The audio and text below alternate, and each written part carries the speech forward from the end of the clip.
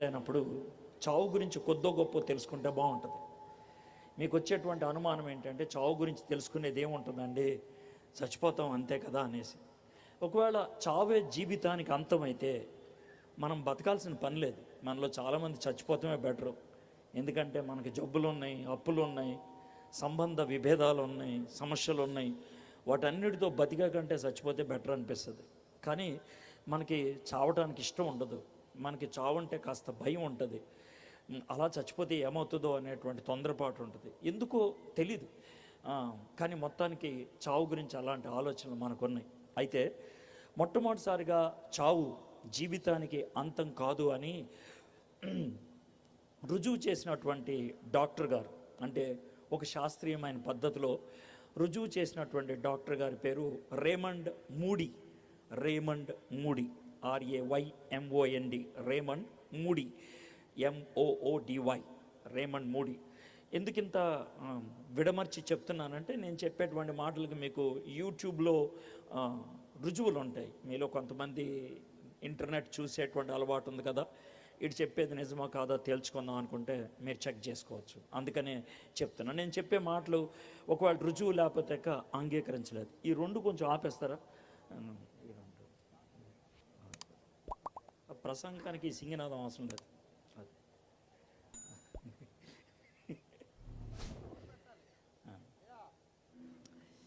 అయితే నేను చెప్పేటువంటి మాటలు మీరు రుజువు లేకపోతే అంగీకరించలేరు. నేను కూడా అంతే.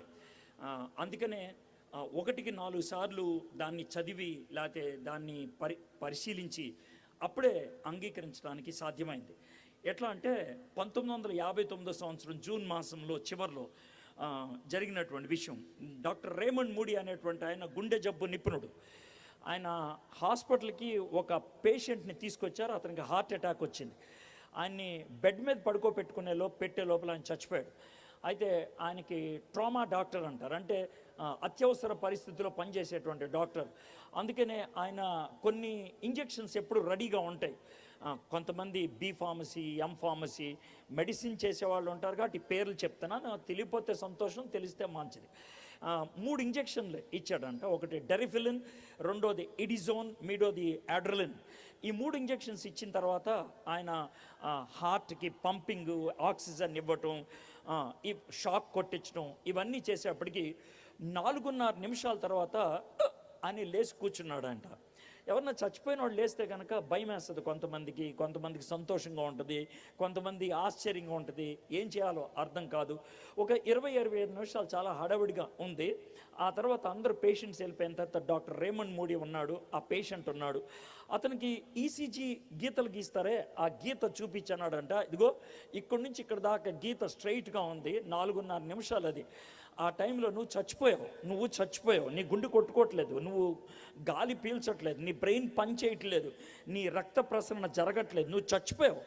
ఆ 4.5 నిమిషాల తర్వాత ఇప్పుడు మళ్ళీ బతికావు. అయితే ఆ 4.5 నిమిషాల్లో ఏం జరిగిందో నీకేమన్నా గుర్తుందా అని అడిగితే, వాడు ఆ 4.5 నిమిషాల్లో ఏం జరిగిందో చెప్పడానికి 40 నిమిషాలు పట్టిందంట. డాక్టర్కి అనుమానం వచ్చింది, వీడు చెప్పేది నిజమా కాదా, వీడు ఇంకేమన్నా కల్పించి చెప్తున్నాడా, ఏ విధంగా ఆలోచించాలి.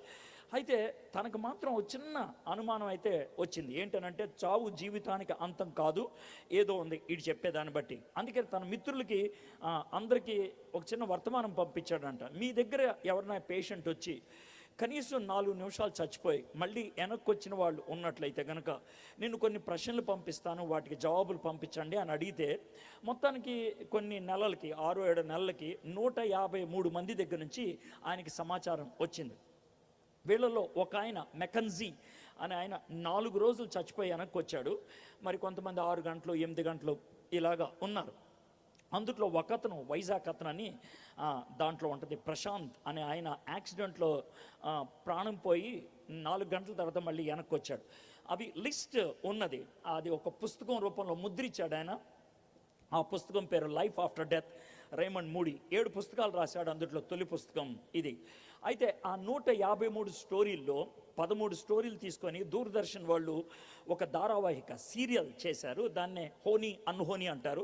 తర్వాత స్టార్ ప్లస్లో వేశారు. ప్రస్తుతం నెట్ఫ్లిక్స్లో ఉన్నది అది. నేను ఇంత సమాచారం ఎందుకు ఇస్తున్నానంటే, నేనేమి మీ చెవులో పువ్వు పెడతలేదు. ఇది ఏదైతే సేకరించానో అదే చెప్తున్నాను అని అనటానికి ఈ మాటలు చెప్తున్నాను. అయితే రేమండ్ మోడీ ఈ 153 మంది యొక్క జీవితాలు, వాళ్ళ అనుభవాలు విన్న తర్వాత ఒక చాప్టర్ రాశాడు చివరిలో. దాంట్లో ఆయన ఏం రాశాడంటే, వీళ్ళందరూ చెప్పిన దాన్ని బట్టి చచ్చిపోయినప్పుడు ఏమవుతుంది, చచ్చిపోయిన తర్వాత 4-5 నిమిషాలు ఏమవుతుంది, దాన్ని ఆయన రాయటం జరిగింది. ఆడ్రియన్ రోజర్స్ అనేటువంటి ఆయన ఒక గొప్ప ప్రసంగికుడు. అమెరికాలో 5 minutes ఆఫ్టర్ డెత్ అని ఒక ప్రసంగం చాలా పాపులర్ అయ్యింది.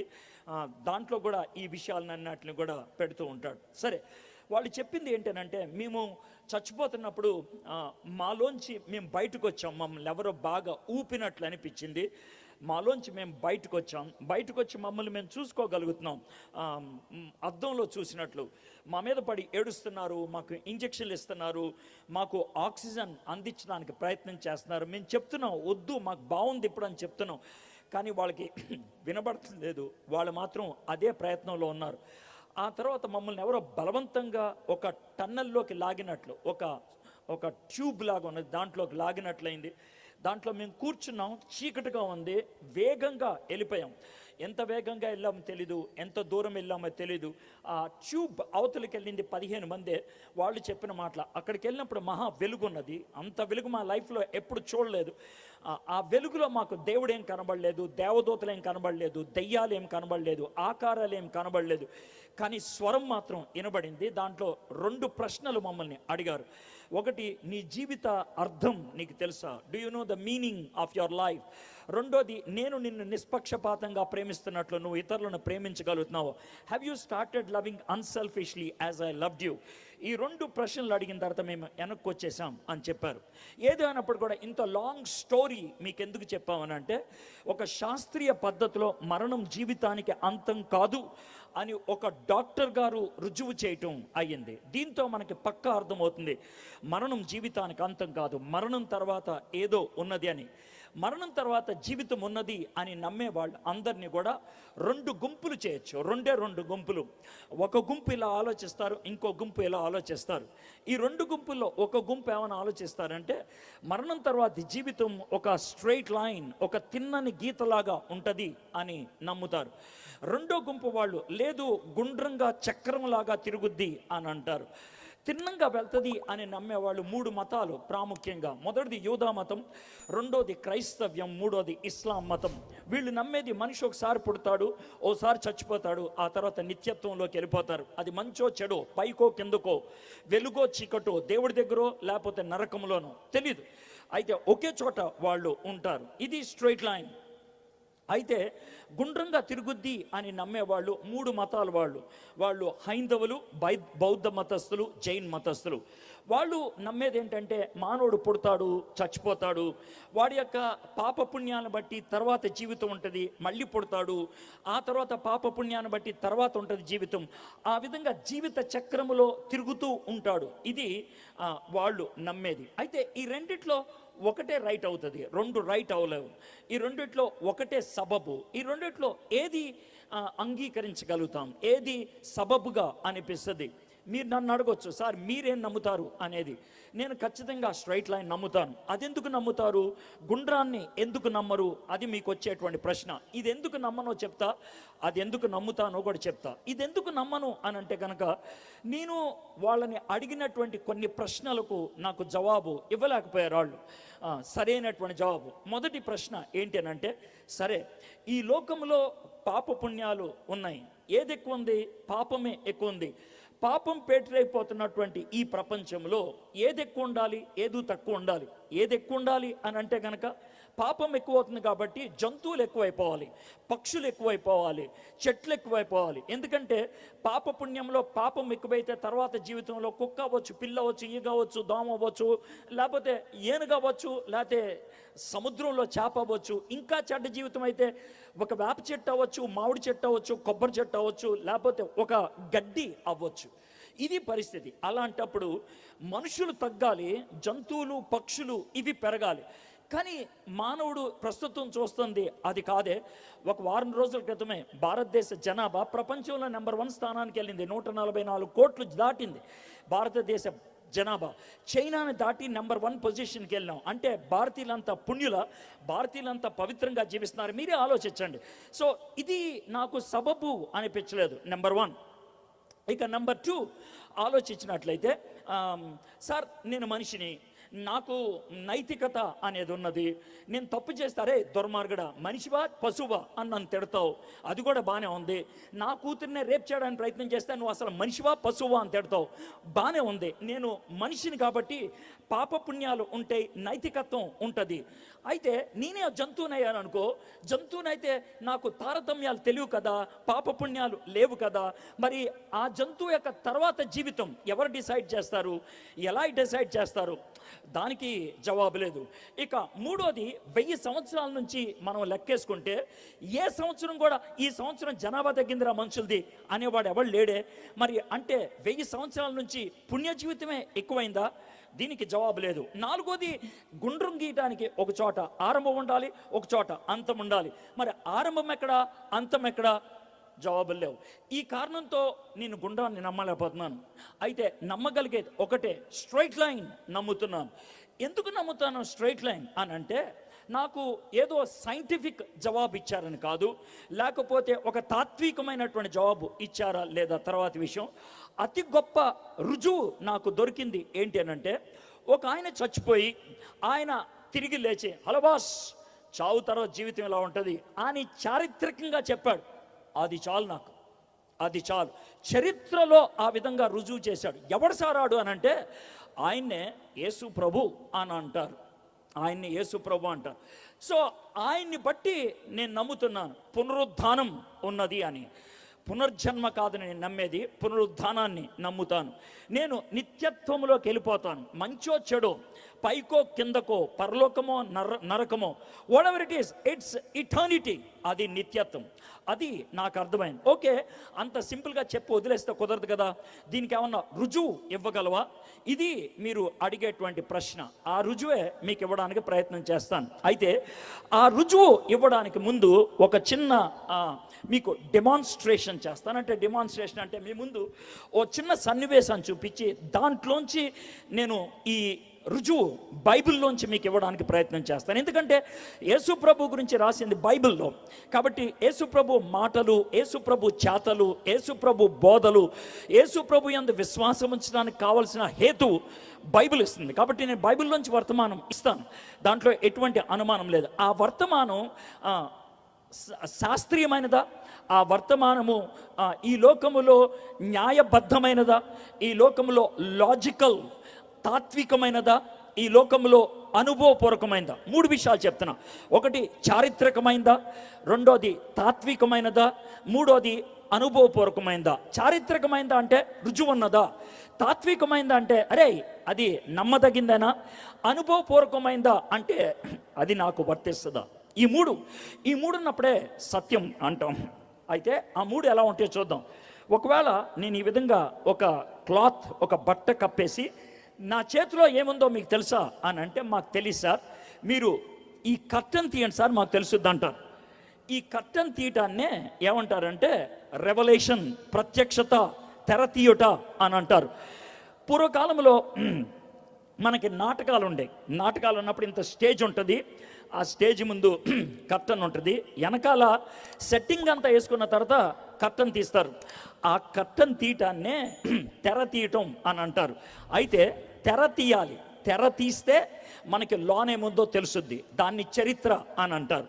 అయితే తెర తీసినప్పుడు నువ్వు కళ్ళు మూసుకున్నావు అనుకో, అప్పుడు నీకు కనబడదు. తెర తీసినప్పుడు కళ్ళు మూసుకోవటం అనేది బాగా అర్థం అవ్వాలంటే, గ్రూప్ ఫోటో తీసేటప్పుడు 6 అడుగులు ఉంటే కనుక అందుట్లో ఎవడైనా షట్టర్ నొక్కినప్పుడు, అంటే బటన్ నొక్కినప్పుడు కన్ను మూసుకుంటే ఆడు కన్ను మూసుకున్నాడు రా అని అంటారు. అలాగా కళ్ళు మూసుకుంటే పనిచేయదు. సో మొదటిది తెర తీయాలి, అది చరిత్ర. రెండోది కళ్ళు తెరుచుకోవాలి, అది జ్ఞానం, అది తాత్వికంగా మనకి అర్థం చెప్పడం. అయితే ఒకవేళ నేను ఈ మొబైల్ని చూపిస్తే, ఒకవేళ కొండల్లో ఉన్న వాళ్ళు, నాగరికత అంటే ఏంటో తెలియనటువంటి వాళ్ళు, సరిగ్గా బట్టలు వేసుకునేటువంటి వాళ్ళు, ఇది చూపిస్తే వాళ్ళు అడిగే ప్రశ్న ఏంటి తెలుసా? సార్ ఇదేంటి సార్ అని అంటారు. అప్పుడు వాడికి వివరించాలి, ఇది మొబైల్ అంటావు అంటే ఏంటి సార్? దీంట్లో మాట్లాడితే ఎక్కడో ఉన్న వ్యక్తికి అది వినబడుతుంది, ఎలా సార్ అని వాడు రకరకాల ప్రశ్నలు వేయచ్చు, కొంచెం టైం పట్టుద్ది. ఈ మూడు జరిగిన తర్వాత ఇదేంటో మనం చెప్పగలుగుతాం. ఈ మూడు జరిగిన తర్వాత ఈ మూడిట్లో మొదటిది తెర తీయటం, రెండోది కళ్ళు తెరుచుకోవటం, మూడోది మనసుకి అర్థమయ్యేటట్లు చేయటం. ఈ మూడు జరగాలి. అయితే ఈరోజు బైబిల్లోంచి యేసు ప్రభు తిరిగి లేచాడా? నువ్వేదో పెద్ద చెప్పావు కదా, ఆయన తిరిగి లేచాడు ఆయనకి సింగిల్ మాటతో నేను నమ్ముతున్నాను అన్నావు కదా, ఆయన తిరిగి లేచాడా? దానికి చారిత్రకమైనటువంటి ఆధారం ఉన్నదా? అది నమ్మదగిందేనా? అంగీకారానికి యోగ్యమైందేనా? నువ్వు చెప్పేది నిజమా అబద్ధమా తేల్చుకోవచ్చా? అది రెండోది. మూడోది, అది నాకు వర్తిస్తుందా? అది నాకు అనుభవపూర్వకం అవుతుందా? ఈ మూడు మీరు అడుగుతారు. అందుకనే ఆ మూడింటికి జవాబిచ్చేటువంటి బైబిల్లో ఉన్నటువంటి ఒక అధ్యాయం మీతో కలిసి ఈ సాయంత్రం ధ్యానం చేస్తాను. లూకా సువార్త 24వ అధ్యాయం. బైబిల్ తెచ్చుకున్నవాళ్ళు బయట రోడ్డు మీద కొంతమంది వింటూ ఉన్నారు, మీకు లూకా సువార్త 24వ అధ్యాయం తెలియపోవచ్చు. కాకపోతే దాంట్లో మూడు ప్రాథమికమైనటువంటి స్టోరీస్ ఉంటాయి, మూడు సన్నివేశాలు ఉంటాయి. ఆ మూడు సన్నివేశాల నుంచి ఈరోజు మీకు మాట్లాడతాను. మీకు బైబిల్ ఉన్నా లేకపోయినా, జీవితంలో ఇదే మొదటిసారి వింటున్నా, మీకు అర్థమయ్యేటట్లు చెప్పడం అనేది నా యొక్క బాధ్యత. నేను ఏదో ఒక క్రైస్తవుడిగా క్రైస్తవ బోధ నేను చేయట్లేదు. నేను ఒక క్రైస్తవుడిగా క్రైస్తవ బోధ చేయట్లేదు.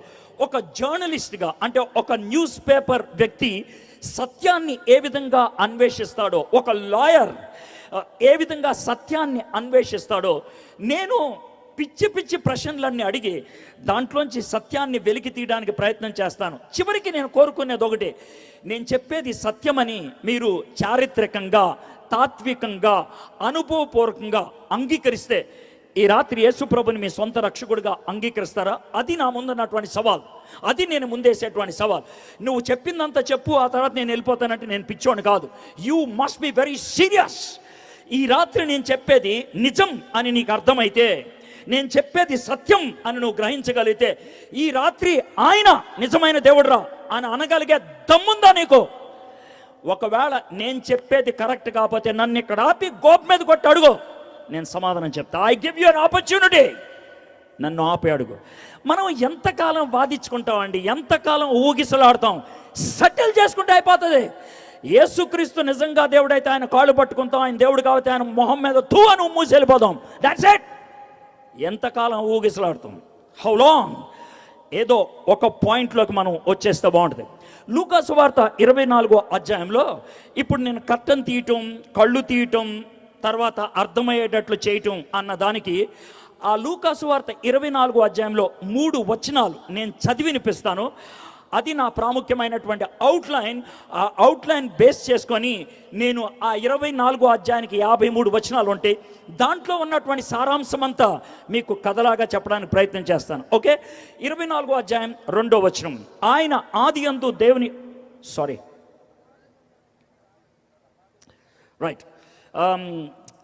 సమాధి ముందర ఉండిన రాయి దొర్లింపబడి ఉండుట చూచి లోపలికి వెళ్ళిరి. సమాధి ముందర ఉండిన రాయి దొర్లింపబడి ఉండుట చూచి లోపలికి వెళ్ళిరి. నేను ఇందాక మొదట కర్టన్ తీశాను, ఇక్కడ జరిగింది రాయి దొర్లించబడింది. మొదట తెరుచుకున్నది సమాధి రాయి. మొదట తెరుచుకుంది సమాధి రాయి. సమాధి రాయిని తీసింది లోనున్న ఏసై బయటికి రావడానికి కాదు, బయటున్న మనం లోనకెళ్ళి ఆయన లేడు అని తెలుసుకోవడానికి. ఇది చరిత్ర, ఇది చరిత్ర. రెండోది 31వ వచనాన్ని మీకు చదివి వినిపిస్తాను. 31. వారి కన్నులు తెరవబడి ఆయనను గుర్తుపెట్టిరి. మొదటిది సమాధి మీద ఉన్న రాయి తీశారు లోనకెళ్ళి చూడటానికి, అది చరిత్ర. రెండోది కళ్ళు తెరిచాడు. వావ్, ఏం చెప్తుంది నిజమేరా అని మనము గ్రహించటానికి, జ్ఞానం మన తెలివికి కలవడానికి మన కళ్ళ ముందు రుజువు ఆయన ఇచ్చాడు. సమాధి తెరిచాడు, కళ్ళు తెరిచాడు. మూడోది 45వ వచనం. అప్పుడు వారు లేఖనములు గ్రహించినట్లు ఆయన వారి మనస్సు తెరిచి, ఆయన తెరిచింది మనస్సుని. 3 తెరిచాడు దేవుడు. ఒకటి సమాధి మీద రాయి తీశాడు, అది చరిత్ర. రెండోది కళ్ళు తెరిచాడు, అది తాత్విక జ్ఞానం. మూడోది మనసును తెరిచాడు, అంగీకరించడానికి, విశ్వసించడానికి, నమ్మటానికి, కాళ్ళు పట్టుకోవడానికి, ఆయన దేవుడు అని గుర్తించడానికి, గుండె లోతుల్లో జరిగే అనుభవపూర్వకమైనటువంటి పని. ఈ 24వ అధ్యాయంలో మనం జరిగినట్లు చూస్తూ ఉంటాం. సో నేను ఒక స్టోరీ లాగా చెప్పుకుంటూ వెళ్తాను. మొట్టమొదటిసారి విన్నా కూడా మీకు అర్థం అవడానికి వీలవుతుంది. సరే, మొదటి వచనం నుంచి చదువుతాను. ఆదివారమున తెల్లవారుచుండగా, ఇది ఆదివారం జరిగినటువంటి విషయం. ఏ ఆదివారం జరిగింది? యేసుక్రీస్తు ప్రభువారి యొక్క జీవితంలో ఒక వారం చాలా ప్రాముఖ్యమైంది. సండే నుంచి సండే 8 రోజులు. ఆ 8 రోజుల్లో చాలా గొప్ప గొప్ప విషయాలు జరిగినాయి. మొదటి రోజు ఇనాగరల్, చివరి రోజు సెరమనీ క్లోజ్. మనకి ఒలింపిక్స్ జరుగుతున్నాయి అనుకోండి, ఇనాగ్రేషన్ చాలా హడావిడిగా జరుగుద్ది, కంక్లూజన్ కూడా చాలా హడావిడిగా జరుగుద్ది. యేసుక్రీస్తు ప్రభువారి యొక్క జీవితంలో పుట్టుక చాలా సైలెంట్గా అయింది. యేసుక్రీస్తు వారి జీవితంలో పుట్టుక చాలా సైలెంట్గా అయింది. యేసయ్య పుట్టినప్పుడు కొంతమంది గొర్రెలు కాసుకునే వాడికి మాత్రమే చెప్పారు. అది కూడా సైలెంట్గా. కొంతమంది దేవదూతలు ప్రైవేట్గా పాట పాడారు, పబ్లిక్గా కూడా పాట పాడలేదు, వాళ్ళకి మాత్రమే. సో యేసుప్రభువు వారు పుట్టింది ఒక పశువుల పాకలో, ఒక సైలెంట్ నైట్లో. ఆ విధంగా దేవదూతలు ప్రైవేట్గా పాట పాడారు. It was very silent. అయితే యేసుక్రీస్తు ప్రభు వారి యొక్క జీవితంలో ఒక రోజు చాలా గొప్ప హడావడి. అంత హడావడి ఆయన లైఫ్లో ఎప్పుడు లేదు.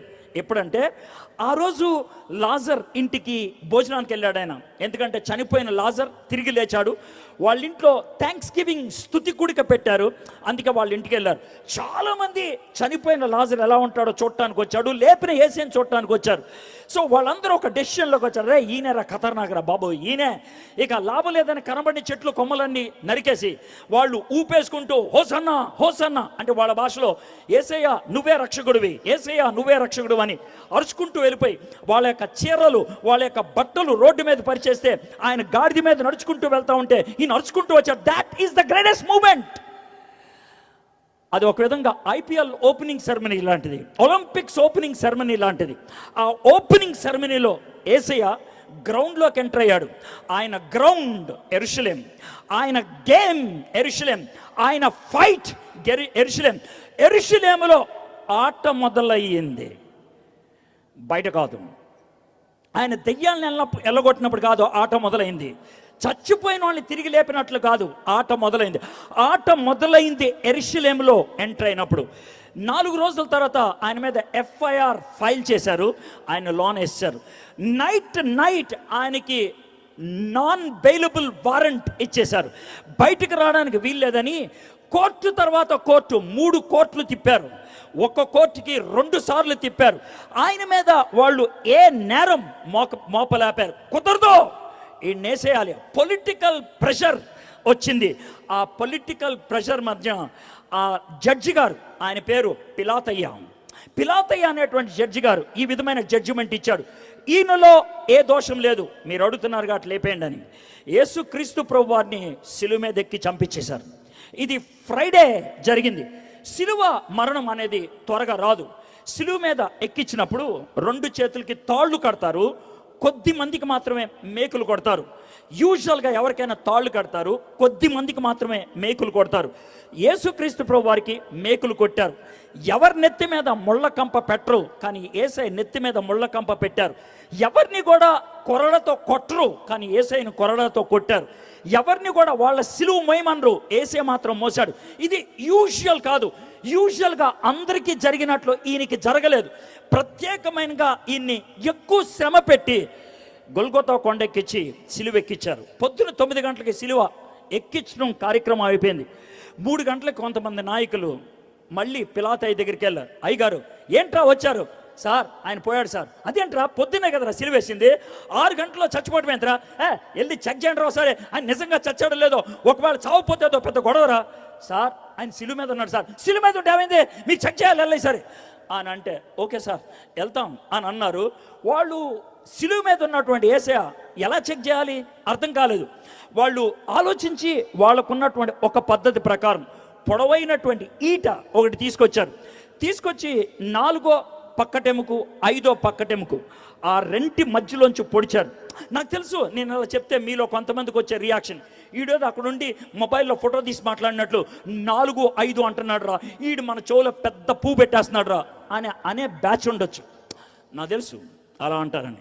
అయితే నేను ఎందుకన్నానో కూడా చెప్తాను. నేను ఎందుకని, బుర్ర అన్నప్పుడు ఎవడైనా ఎక్కడ పెడతాడు, బుర్ర లేదా అని ఇక్కడ పెట్టడు. అంటే బుర్ర ఇక్కడ ఉండదని మనకు తెలుసు. అదేవిధంగా మానవ శరీరంలో నీళ్లు ఎక్కడ ఉంటాయి? నీళ్ళంటే మరి అదే చెప్తున్నా. వాళ్ళు పొడిసి ఈటను బయటికి లాగితే యోహాను సువార్త 19వ అధ్యాయం 35, 36 వచనాల ప్రకారం బయటికి రక్తము నీళ్లు వచ్చింది అని అన్నారు. బయటికి రక్తము నీళ్లు ఎక్కడి నుంచి వస్తాయి? కేవలం ఇక్కడే వస్తాయి. ఎందుకు సార్ అంటే, ఈ రెంటి మధ్యన 4, 5 పక్కటెముకలు ఉండేటువంటి భాగంలో ఇక్కడ ఒక సంచి ఉంటుంది. సంచి అంటరా పనికిమాలనోడా, లోన సంచి ఉంటుంవేంట్రా అని మీలో కొంతమంది అనుకోవచ్చు. మరి నేనేం చేయను, మనకు ఒక సంచి ఉంది. ఆ సంచికి డాక్టర్లు పెట్టే పేరు పెరికార్డియం. పెరి అన్న మాటకు అర్థం బయట, కార్డియో అంటే గుండెకాయ. గుండెకాయ బయట ఉండేటువంటి ఒక సంచి. ఆ సంచిలో 6 లీటర్ నీళ్లు ఉంటాయి. ఎందుకుంటే ఆ నీళ్లు దాని మధ్యన మన గుండెకాయ ఉంటుంది. అది కొట్టుకున్నప్పుడు దానికి ప్రొటెక్షన్ దేవుడు మన సృష్టిలో మనకిచ్చినటువంటి దివ్యమైంది. అయితే దాన్ని పొడిచి బయటికి లాగితే ఆ పెరికార్డియంలో ఉన్నటువంటి నీళ్ళు వచ్చినాయి. దాంట్లోకి రక్తపు ముక్కలు వచ్చి పడ్డాయి. రక్తము నీళ్ళల్లో కలవలేదంటే రక్తము ఇరిగిందని అర్థం. రక్తము ఇరిగిందంటే మనిషి పోయాడని అర్థం. అది వాళ్ళ యొక్క కంక్లూషన్. గోడెట్, అందుకనే వాడు చచ్చాడన్నారు. ఒకవేళ సార్ వాళ్ళకి సైన్స్ తెలియదు కదా, ప్రస్తుతం ఉన్న డాక్టర్లను అడుగుదాం. సార్ ఏమండి, పెరికార్డియంని పొడిచి బయటికి లాగితే నీళ్ళు వస్తాయా, నీళ్ళల్లో రక్తపు ముక్కలు ఉంటాయా అని అడిగితే వాళ్ళు ఇచ్చే జవాబు ఏంటి తెలుసా? బాబు, మాకు ఒక సబ్జెక్ట్ ఉంటుంది, దాన్ని ఫోరెన్సిక్ సైన్స్ అని అంటాం. ఈ సబ్జెక్ట్ ఎందుకు చదువుతాం తెలుసా? పోస్ట్ మార్టం కేసులో విషయాలు తెలుసుకోవడానికి. ఒకవేళ గుండెకాయ దగ్గర కోసి పెరికార్డియంలో రక్తపు ముక్కలు ఉంటే మేము చెప్పేటువంటి మాట ఒకటే, రిపోర్ట్లో రాసే మాట ఒకటే, ఈ వ్యక్తి హార్ట్ అటాక్ వచ్చి లేదా హార్ట్ ఫెయిల్ అయ్యి చచ్చిపోయాడని. సార్, హార్ట్ అటాక్ వచ్చినా హార్ట్ ఫెయిల్ వచ్చినా అయినా పెరికార్డియం సంచులోకి రక్తపు ముక్కలు వచ్చి పడతాయా? ఎస్, అప్పుడు ఒక్కసారే పడతాయి, ఇంకెప్పుడు పడవు. సో ఏసయ్య చచ్చిపోయాడు శుక్రవారం 3ంటికి. సో ఆయన కోసం 2 వచ్చారు. సార్ చచ్చిపోయాడు కదా సార్, ఆయన బాడీ ఇచ్చేసాను సార్, మేము పాతెట్టుకుంటాం అని అన్నారు. వాళ్ళిద్దరు కొంచెం పాపులారిటీ ఉన్నవాళ్ళు, సెలబ్రిటీసు, కొంచెం పేరున్న వాళ్ళు, కొంచెం పొలిటికల్గా హడావుడి చేసేవాళ్ళు. బాడీ ఇచ్చేశారు. వాళ్ళు గబగబా యేసుప్రభుని పాతి పెట్టడానికి వెళ్ళిపోయారు. వాళ్ళు పాతి పెట్టడానికి ఏం చేస్తారంటే 9 అడుగులు పొడవు 3 అడుగులు వెడల్పున్న ఒక దుప్పటి మధ్యలో యేసుని పడుకోబెట్టి సమోసా చుట్టినట్లు చుట్టేసి పైన మనం ఫెవిక్విక్ పెడతాం కదా, ఫెవిక్విక్ పెట్టిన ఒక 5 నిమిషాలకి అది ఎండిపోతే అతుక్కుపోద్ది కదా. వీళ్ళు పైన బట్ట పైన బోళము దాన్ని మాయర్ అంటారు, మాయర్ ఇంగ్లీష్లో. ఆ బోళము అనే దాన్ని పోస్తారు ద్రవం. అది 15 నిమిషాలకి గడ్డగట్టేస్తుంది. పైనుంచి కింద దాకా సిమెంట్ కట్టేసినట్లు అయిపోతుంది అనమాట. ఆ విధంగా అయిన తర్వాత యేసు ప్రభుని గబగబా సమాధిలో పెట్టేసి బయటకు వచ్చేసారు. సార్, ఇందాక నుంచి గబగబా అంటున్నారు. ఎందుకు సార్ అంటే ఉంది దాని వెనకాల కారణం ఏంటి అని అంటే, కొంచెం బ్యాక్గ్రౌండ్లోకి వెళ్ళాలి. మనం టైంని బట్టి మాట్లాడేవాళ్ళం. టైము చాలా అయిపోయింది అని అన్నారు. ఈసారే 2000 సంవత్సరాల క్రితం ఉంటే కనుక టైం అయిపోయింది అని ఉండేవాడు కాదు, చచ్చిపోయారు ఇప్పుడు అని అంటారు. ఎందుకంటే సాయంత్రం 7 అయితే ఎవడు రాడు బయటికి. ఇప్పుడు మనమైతే వస్తాం. ఎందుకంటే మనకి గడియారం బట్టి టైం లెక్కలోకి వస్తుంది, గడియారాన్ని బట్టి. వాళ్ళకి గడియారాన్ని బట్టి కాదు, సూర్యుడిని బట్టి. మనకి గడియారాన్ని బట్టి రాత్రి 12 గంటలకి హ్యాపీ బర్త్డే చెప్తాం, రాత్రి 12 గంటలకి హ్యాపీ న్యూ ఇయర్ చెప్తాం. కానీ ఆ కాలం సూర్యుడిని బట్టి మాట్లాడతాడు. సూర్యుడు కిందకి దిగితే రోజు అయిపోయింది, సూర్యుడు కిందకి దిగితే రోజు అయిపోయింది. సో సాయంత్రం 6 నుంచి పొద్దున్న 6 దాకా రాత్రి, పొద్దున్న 6 నుంచి సాయంత్రం 6 దాకా పగలు. ఒక రాత్రి ఒక పగలు అయితే కనుక ఒక రోజు. సార్, ఇది యూదులకేనా అంటే కాదు, ప్రపంచమంతా అదే పద్ధతి. ఎలాగూ అని అంటారేమో. మనం పూర్వీకులు ఒక కార్యం జరిగినప్పుడు ఎవరైనా ఇంటికి వెళ్తే వాళ్ళు ఉపయోగించే పదం ఏంటి తెలుసా? 3 రోజులు ఉండండి అని చెప్పరు, 3 నిద్రలు తీసి వెళ్ళిపోండి అంటారు లేదా? ఎందుకంటారు ఆ మాట? 3 నిద్రలు చేయండి, 3 రాత్రులు ఉండండి ఇక్కడ. వాయ్? పెళ్ళైన తర్వాత 3 రాత్రులు వాయ్? ఎవరన్నా దినం కార్యక్రమంకి వెళ్తే 3 నిద్రలు చేయాలి. వై? ఎందుకు అని అంటే 3 రోజులు ఉండాలి. 3 రాత్రులు అయితే 3 రోజులు అయినట్లు. ప్రపంచమంతా అదే పద్ధతి. That's it. సో యూదులకి శుక్రవారం సాయంత్రం 6 గంటలకి శనివారం స్టార్ట్ అవుద్ది. శనివారం సబ్బాతు. అంటే ఏంటి సార్ అంటారు, ఏదో బాతు. వాళ్ళకి సబ్బాత్ అంటే చాలా జాగ్రత్తగా ఉండేది, పవిత్రంగా ఉండేది. ఆ రోజు పని చేయకూడదు, శవాన్ని ముట్టుకోకూడదు. అందుకనే 5:30 లోపల భూస్థాపన కార్యక్రమం అయిపోవాలి. 6 గంటల లోపల స్నానం చేసి ఇంటికి వచ్చేయాలి. ఇది పరిస్థితి. అందుకనే గబగబా పూర్తి చేశారన్న. శుక్రవారం ఆయన్ని సమాధిలో పెట్టారు. శుక్రవారం సాయంత్రం శనివారం స్టార్ట్ అయింది. శనివారం పొద్దున్న 6 గంటలకి పెద్దోళ్ళంతా ఫిలాయితాయి దగ్గరికి వెళ్ళారు. ఏరా పోయాడు కదా ఆయన, సమాధి కూడా చేశారు కదా, మళ్ళీ ఎందుకు వచ్చారు అంటే, అయ్యగారు ఈడు బతుకున్నప్పుడు ఓ డైలాగ్ వేశారు సార్. ఏమన్నాడు రా డైలాగు?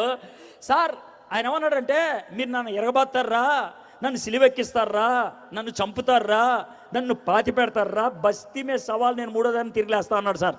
ఆడు అన్నాడు సార్, ఆడు బతుకున్నప్పుడు అన్నాడు. ఆడు లేస్తాడో లేదో మాకు తెలీదు.